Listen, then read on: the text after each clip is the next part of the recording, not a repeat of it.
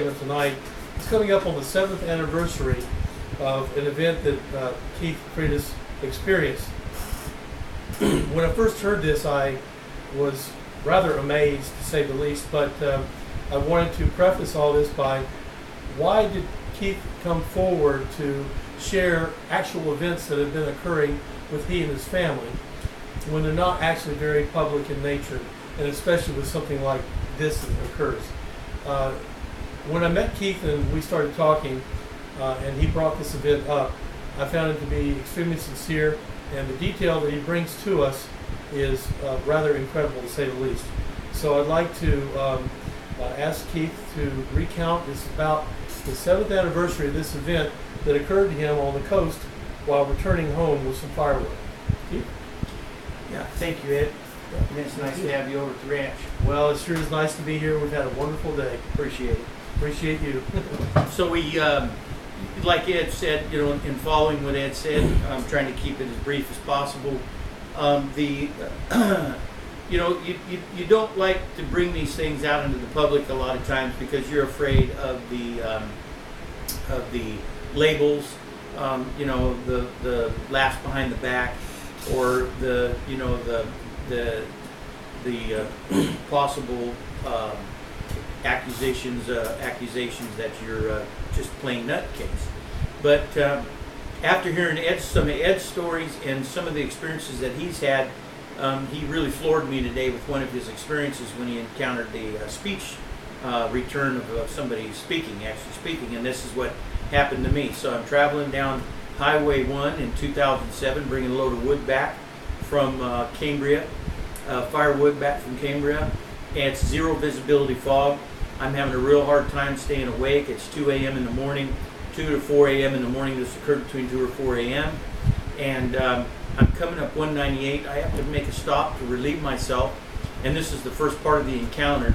I pull off at a location that I'm really familiar with because I've traveled 198 many times over the years, and I'm familiar with a farming cattle operation that has a big pull-out area where they offload and load cattle with semi-trucks. So I pulled my truck off the road there, went out to relieve myself. I'm standing there on the opposite side of my truck, relieving myself, looking out into the fog night, listening to the sound of my truck, and all of a sudden, from behind me comes this loud voice, very resonant type of voice. Loud voice says, "What are you doing, Keith?" And in that instant, the hair stood up on the back of my head. I was literally scared beyond anything I've ever been scared before, and I jumped up in the air just like a cat would jump up in the air with all fours, just lift right up in the air, almost like you're levitating. I went straight in the air. The goosebumps, the chills from my toes to the back of my neck, hair standing up on my arms, my head, and I turned around to look to see if somebody was standing there behind me, and there was nothing. I looked out into the fog even deeper. I tried to call out, who said that? What do you want? And nothing. So I ran around, got back in my truck, and took off. I went up the road about 4 miles.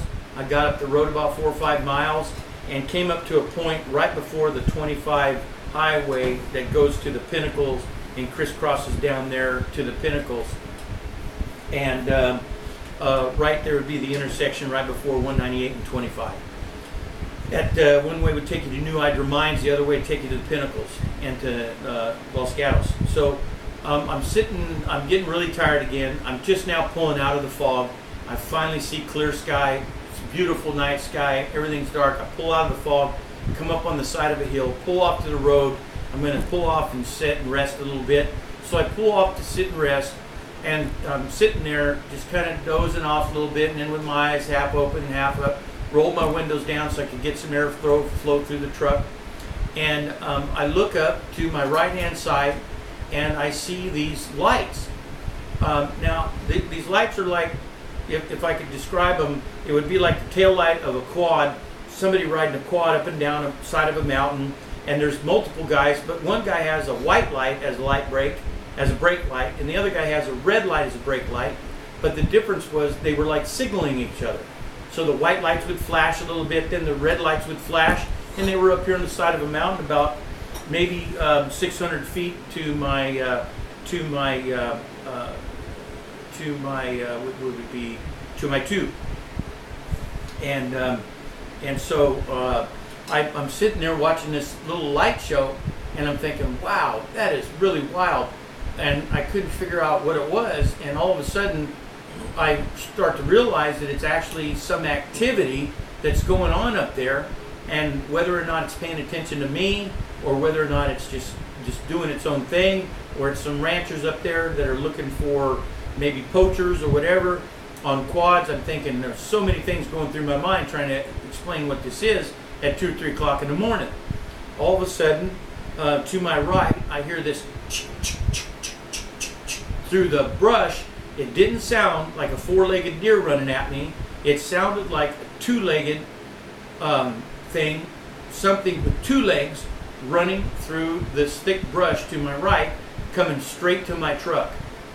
I had my windows rolled down, and so I started to get a little bit, flippy about that, and started thinking, well, what could that be coming at me from out there in the middle of nowhere in darkness, coming towards my truck, and especially with 2 legs.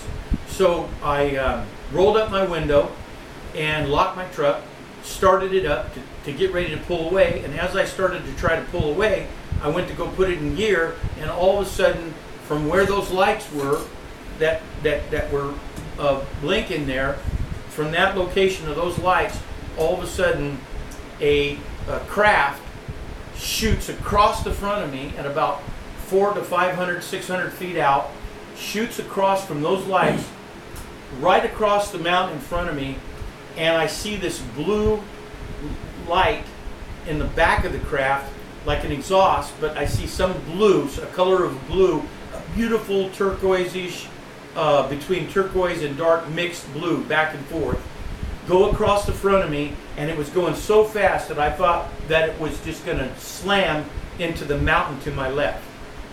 All of a sudden it came right across the front of me. It made a 90-degree turn and went straight up in the air, and then just instantly stopped and was floating and hovering there. And it started to hover, and it hovered around and hovered to my right in front of me and came back over the top of 198 and was hovering to my right, and I said, oh my God. And so I started my truck, kept going in my truck, moving forward, and I started to follow it, and I tracked it along 198 for almost 2 miles down the hill and back down to a flat area where with 25, where I stopped my truck and I get out and I try talking to it. I'm yelling at it at first, and then I start just talking in a plain voice, and then I'm thinking to myself, even if it is a military vehicle, which if I had not have seen this ship take off from that original site, I never could have looked up into the night sky at that point in a starlit sky and have picked it out.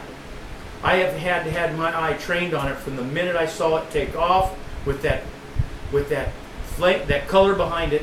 Not calling it a flame, I'm saying the color behind it. Take off, come around, and track